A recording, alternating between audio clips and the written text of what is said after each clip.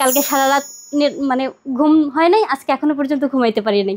ওই যে তার টেনশন, তারপর তার আনন্দের খবর, ওইটা দেখে আমারও উৎফুল্ল লাগতেছে, আমারও ভালো লাগতেছে। ফেসবুকে দেখতেছি, বিভিন্ন নিউজ পোর্টালে দেখতেছি, এটা আমার জন্য অনেক ভালো, মানে সুখের বিষয়। স্বামী দাঁড়িয়েছিলেন চাকসুর জিএস পদের প্রার্থী হিসেবে, তাই স্ত্রী নাওয়া খাওয়া ঘুম ভুলে উদ্বেগ আর উৎকণ্ঠায় পার করেছেন সময়। কথা বলছিলেন চট্টগ্রাম বিশ্ববিদ্যালয় কেন্দ্রীয় ছাত্র সংসদ চাকসুর নবনির্বাচিত জিএস সাইদ বিন হাবিবের স্ত্রী। জানান, বিয়ের পর থেকেই দেখেছেন স্বামীকে মানুষের হয়ে কাজ করতে। ভালো নেতৃত্ব দেয় তার উপর ভরসাও করেছেন সিনিয়ররা। ভার্সিটিতে এত এত বিপুল মানে ছাত্ররা তাকে ভোট দিয়ে জয়ী করলো, তারাও তাকে যোগ্য মনে করেই জয়ী করেছে, এবং আমি বিশ্বাস করি যে সে যেই দায়িত্ব পেয়েছে সে সেটাকে নিষ্ঠার সঙ্গে সৎভাবে পালন করবে। দীর্ঘ ৩৫ বছর পর অনুষ্ঠিত হওয়া চট্টগ্রাম বিশ্ববিদ্যালয় কেন্দ্রীয় ছাত্র সংসদ চাকসু নির্বাচনে সাধারণ সম্পাদক পদে নির্বাচিত হয়েছেন কিশোরগঞ্জের সাইদ বিন হাবিব। তার বিজয়ে উৎসবমুখর পরিবেশ সদর উপজেলার রশিদাবাদের সগরা গ্রামে।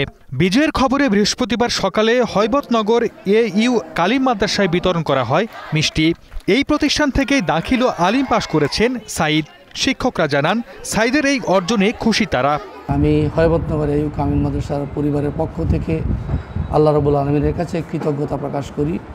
আর পাশাপাশি কিশোরগঞ্জ এর সন্তান হিসাবে কিশোরগঞ্জবাসীর পক্ষ থেকেও তাকে কৃতজ্ঞতা প্রকাশ করি। যাদের লক্ষ্য থাকে জীবনে ভালো করবে, তারা আসলে সব কিছু মিলেই চলাফেরা করার চেষ্টা করে। সাইদ বিন হাবিব আমি তো শোনার পরে আমার কাছে এত ভালো লাগছে, এবং আমার খুব বিশ্বাস ছিল ও ভালো করবে। ক্লাস প্রেজেন্ট বা শিক্ষকদের সাথে সমন্বয় করা, ছাত্রদের সাথে সমন্বয় করা, সবগুলোতে উনি অনেক পারদর্শী এবং অনেক আন্তরিক ছিল। সাইদ বিন হাবিব 2017 সালে দাখিল এবং 2019 সালে আলিম পাশ করেন। পরবর্তীতে ভর্তি হন চট্টগ্রাম বিশ্ববিদ্যালয়ের ইতিহাস বিভাগে। এলাকায় থাকা অবস্থায় ছাত্র শিবিরের কার্যক্রমের সঙ্গে জড়িত ছিলেন সাইদ। তার সহপাঠী ও এলাকাবাসী জানান, ছোটবেলা থেকেই সাইদ শান্ত স্বভাবের।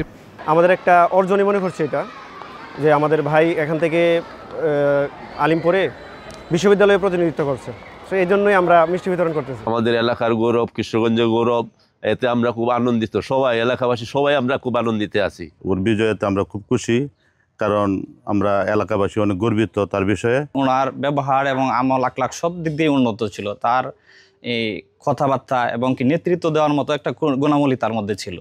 ব্যক্তি জীবনে সাইদ এক ছেলে সন্তানের জনক। Desk report, star news.